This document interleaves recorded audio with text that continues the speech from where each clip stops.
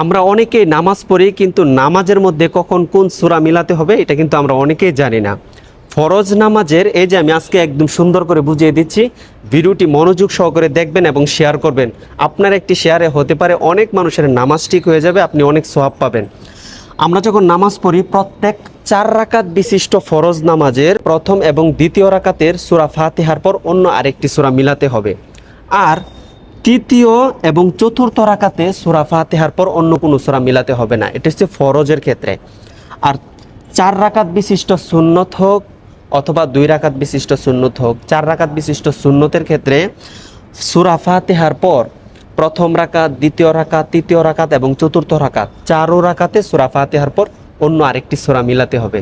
ভিডিওটি সর্বোচ্চ শেয়ার করবেন। আপনার একটি শেয়ারে একজন মানুষের নামাজ ঠিক হয়ে গেলে সারা জীবন সওয়াব পাবেন ইনশাআল্লাহ।